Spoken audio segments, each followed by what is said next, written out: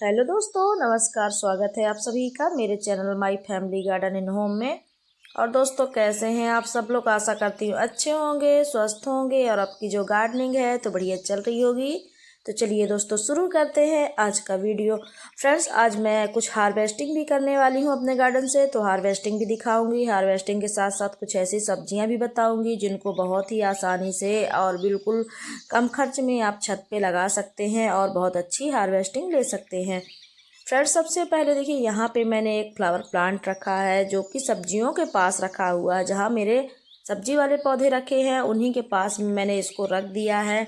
तो आप लोग देख सकते हैं, इस तरीके से रखने का मेरा एक कारण ये भी है कि सब्जियों के पास मैंने इसको रखा हुआ है तो जो वेजिटेबल्स के लिए जो इसमें तितली वगैरह आएंगी वो सब्जियों के पौधों में भी बैठेंगी। और फ्रेंड्स, इस प्लांट को पिछले बार मैं नर्सरी गई हुई थी तो गर्मियों में ये बहुत अच्छा फ्लावरिंग कर रहा था। मैंने देखा कि इतनी तेज़ गर्मी में भी ये पौधा फ्लावरिंग कर रहा है, तो वहाँ से कुछ मैं सीड लेके आ गई थी तो उन्हीं को यहाँ पे लगा दिया था। तब से ये मेरे गार्डन में लगातार चल रहा है। हर बार मैं इसके सीड लगा देती हूँ और ये पौधा बड़े आसानी से बढ़िया से तैयार हो जाता है। और फ्रेंड्स देखिए, यहाँ पे लगे हुए हैं खीरा मैंने लगाया हुआ है ग्रो बैग में। देखिए, काफ़ी छोटे छोटे से जो खीरा है तो बहुत बढ़िया से बन रहे हैं। तो खीरा लगाना भी बहुत आसान है। आप लोग खीरा भी आसानी से ग्रो कर सकते हैं टेरेस गार्डन पे। अगर आपने सीड अच्छे क्वालिटी के लिए है तो बहुत ही बढ़िया अमेजिंग रिजल्ट मिलता है। बहुत ही बढ़िया खीरा जो है तो आपको अपने गार्डन से ही मिल जाएंगे इस तरीके से। और हार्वेस्टिंग भी बहुत ही बढ़िया मिलती है, बस कुछ चीज़ों का ध्यान रखना है। तो देखिए, यहाँ पे खीरा लगाया है। खीरा के साथ और भी ऐसी कई सब्जियां हैं जो आसानी से ग्रो की जा सकती हैं, जैसे लौकी है, कद्दू है, टमाटर है, मिर्च है, पालक है, धनिया है। इस तरीके की जो वेजिटेबल्स होती हैं बहुत ही बढ़िया और आसानी से ग्रो हो जाती हैं। तो यहाँ पे देखिए, कुछ मैंने और भी सब्जियां लगाई हुई हैं। कुछ अभी बीज लगाती जा रही हूँ जो कि अगले सीजन के लिए मुझे चाहिए होगी। अभी से जब मैं बीज लगाऊंगी तब जाके आगे चल के मुझे इनसे हार्वेस्टिंग और फ्रूटिंग हार्वेस्टिंग देखने को मुझे मिलेगी। तो यहाँ पे मैंने कुछ बेल वाली भी सब्जियां लगाई हैं। तो देख सकते हैं, यहाँ पे मैंने कुछ ककड़ी वगैरह भी लगाई है, लौकी वगैरह भी। और यहाँ पे मैंने टमाटर भी लगाए हुए हैं, ढेर सारे टमाटर। और टमाटर की हार्वेस्टिंग मुझे लगातार अपने गार्डन से मिल रही है।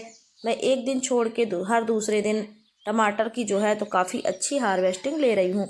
तो इस तरीके की आप सब्जियों को कैसे हार्वेस्ट कर सकते हैं, कैसे ले सकते हैं, अगर थोड़ा सा आपने गार्डन पे ध्यान दे दिया और मेरे बताए हुए तरीके से आपने पौधे लगाए तो आपको बहुत ही बढ़िया हार्वेस्टिंग इनसे मिल जाएगी।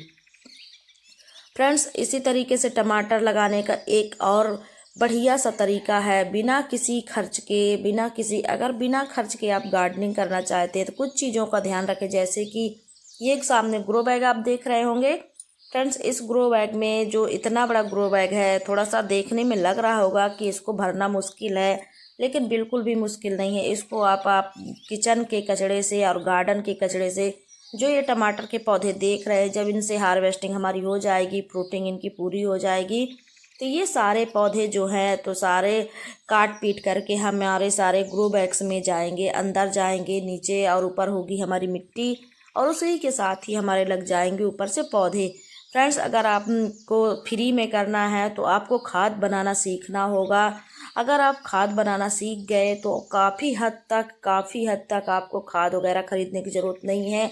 जैसे कि मैं कभी खाद नहीं खरीदती हूँ और मेरे पास गोबर की खाद भी बहुत ही कम रहती है, कभी कभार रहती है, ऐसे रहती है लाना पड़ता मुझे। जैसे कि जब मेरे सारे ग्रो बैग फुल है, यानी कि भरे हुए हैं, सारे में सब्जी लगी हुई है, अब मेरे पास इनको पलटने का ऑप्शन नहीं है, तब मैं कुछ गोबर की खाद लेके आती हूँ और मिट्टी मिला करके नई मिट्टी बना लेती हूँ इस तरीके से।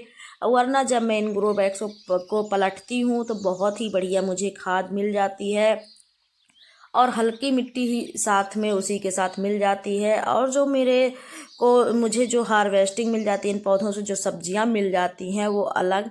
तो इस तरीके से करते हैं। जो ये कंटेनर देख रहे हैं, ड्रम देख रहे हैं, तो ये ड्रम आपको लग रहा होगा इसमें पौधे जो देख रहे हैं, ये कोई मैं पहले से प्लान करके मैं प्लांट नहीं लगाई हूँ। सारे ड्रम में मेरा कचड़ा भरा हुआ था। पिछले सीजन में बहुत सारी भिंडी हुई थी। तो जैसा कि आप लोग जानते हैं, भिंडी के पौधे बहुत बड़े बड़े होते हैं। मेरे यहाँ तो बहुत बड़े बड़े हुए थे, इतने बड़े बड़े भिंडी के पौधे हो गए थे, छत में दूर से दिखने लग गए थे।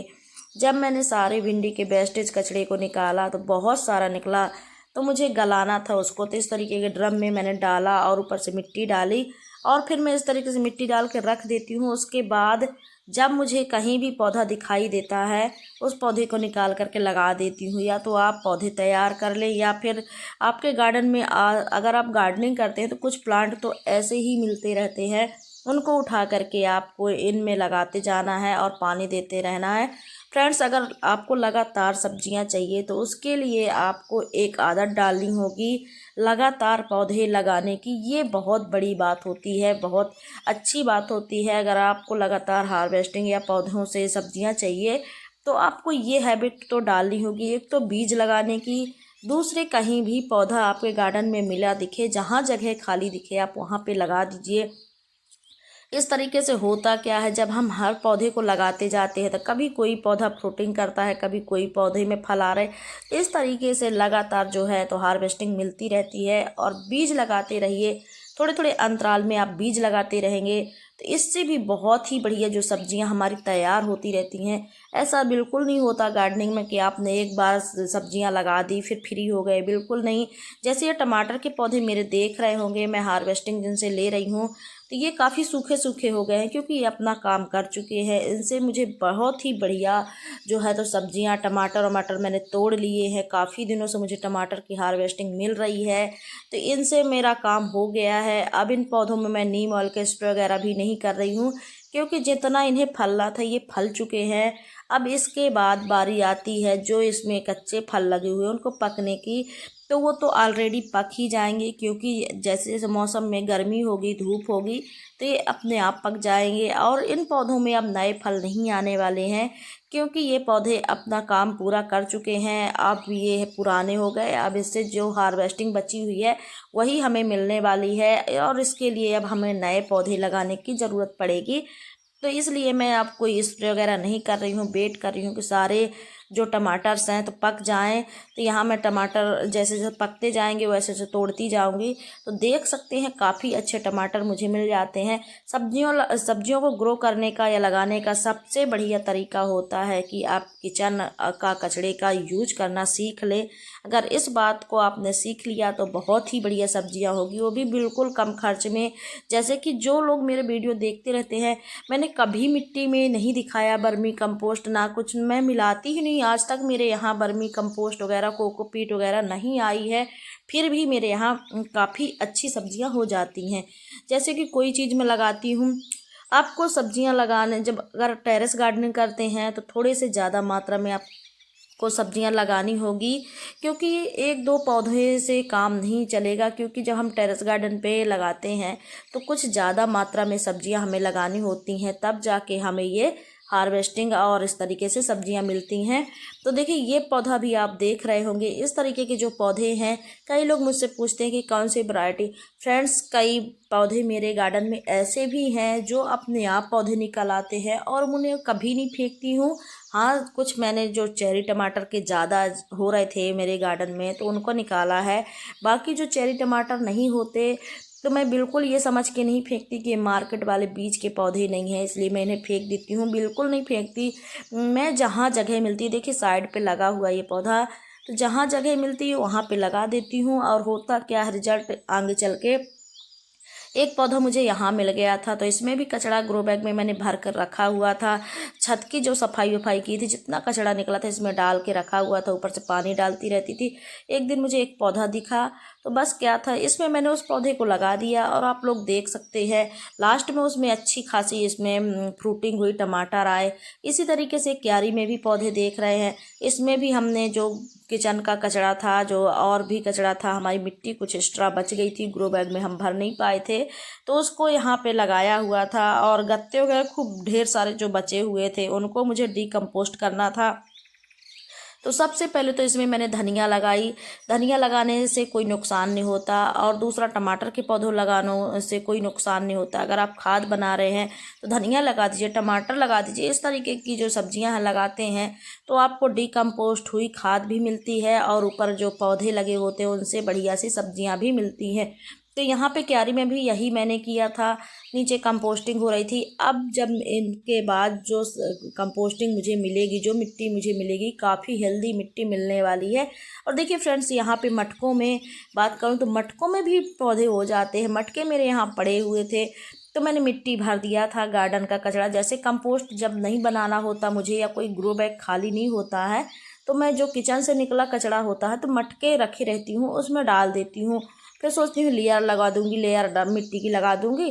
कई बार होता भी है मिट्टी के लेयर लगाती हूँ और फिर उसके बाद कोई पौधा मिल जाता है मुझे जैसे ही, तो मैं उस पौधे को लगा देती हूँ।